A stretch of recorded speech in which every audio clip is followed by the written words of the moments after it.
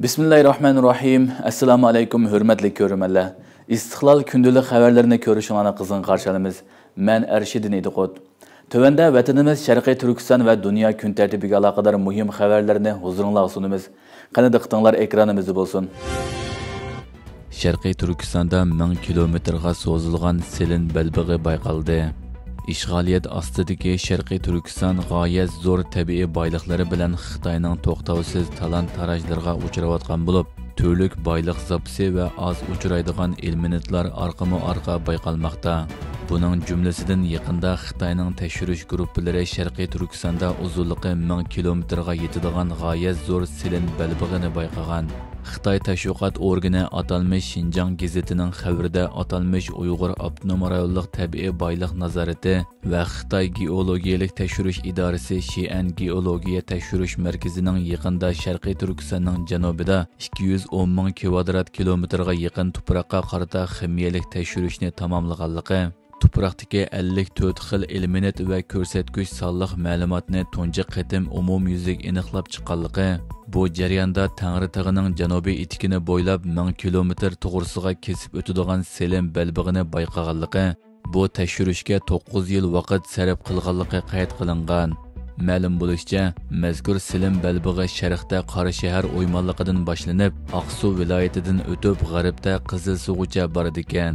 Selin moddasi mo'l yer 49 million mo'ga yaqin bo'lib, buning ichida terilg'u yer 11 million 300 ming mo'ga yetadi ekan. Bu Sharqiy Turkistonning janubidagi terilg'u yer ko'lamining 27%ni egallaydi ekan.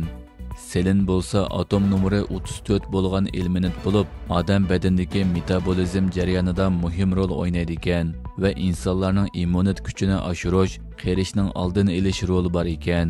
Bu sababli Selin moddasi ko'p tuproqlarda o'sgan ziraatlarning sifati va iqtisodiy qiymati yuqori bo'ladi ekan.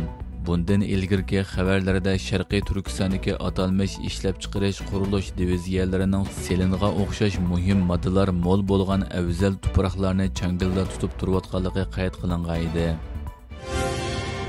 Ikki joydagi xalqaro futbol musobaqalari dunyoga ikki xil uchur tarqatdi.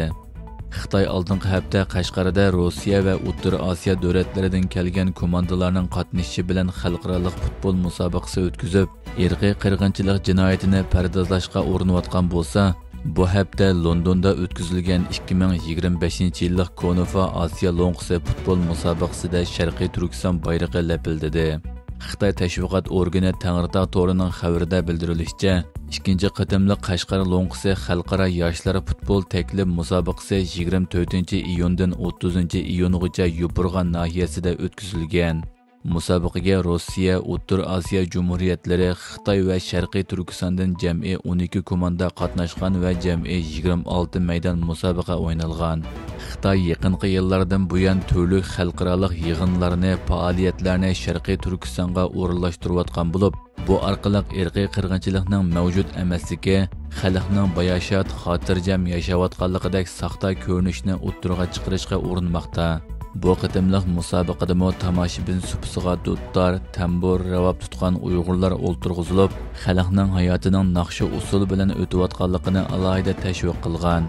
Mazkur saxta tashviqot musobaqasining aksicha 1-iyuldan 5-iyulgacha davomlashadigan 2025-yillik Konofa Osiyo Lo'ngqisi futbol musobaqasi Londonda o'tkazilgan bo'lib, maydonda lapildigan Sharqiy Turkiston bayrog'i va Sharqiy Turkiston ulusal futbol komandasi mazkur xalqaro sahnada Sharqiy Turkiston xalqining mustaqillik irodasini namoyon qildi. 2-iyul Sharqiy Turkiston ulusal futbol komandasi tunji musobaqasini Tamil Ilam komandasi bilan o'ynadi. Sharqiy Turkiston komandasi maydonga kirganda 5-iyul Urumchi qirg'inchilik xotirlangan cho'ng plakatni ko'tarib, butun dunyoni bu qirg'inchilikni unutmaslikka chaqiriq qildi. Musobaqa boshlanib, kuchli komanda hisoblanadigan Tamil Ilam komandasi orqama-orqa 2 to'p kirgizdi.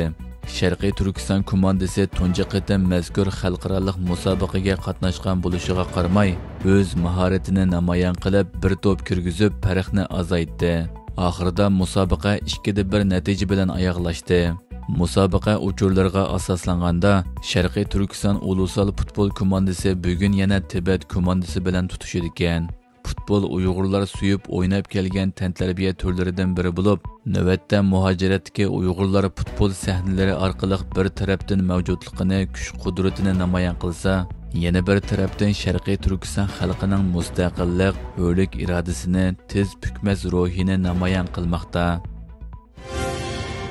Isroiliya Rossiya bilan maxfiy suhbat o'tkazgan. Isroiliya davlat taratqusi Kanning 2-iyuldagi xabariga asoslanganda, Isroiliya Tehron bilan urush to'xtatgan mezgilda Iran va Suriya masalasida Rossiya bilan maxfiy suhbat o'tkazgan. Suhbat 24-iyundagi urush to'xtatishdan taxminan bir hafta keyin Rossiya Isroiliya bilan Iran o'rtasida vositachilik qilishni taklif qilgandan keyin boshlangan. Dokladda suhbatning mazmuni haqida tafsiliy ma'lumot berilmagan bo'lsa-mu, ammo Isroiliya amaldorlarining Iran va Suriyani o'z ichiga olgan diplomatik choralarni izlanganligi qayd qilingan. Rossiya 10 necha yildan buyon O'rta Sharqda sezgur tamponliq siyosati yurgizib, Isroiliya bilan bo'lgan quyuq munosabatini saqlab, Iran bilan kuchlik iqtisodiy va harbiy munosabatlarni taraqqiy qildirdi. Rossiyadagi ba'zi kuzatuvchilar Isroiliya bilan Iran o'rtasidagi to'qinishga ahamiyat berishning dunyoning diqqatini Ukrainadagi urushdan yiroqlashtirishi, shundaqla G'arbning Ukrainani qo'llashini ojizlashtirish orqali Rossiyaning manfaatiga xizmat qilishi mumkinligini ilgari surgan.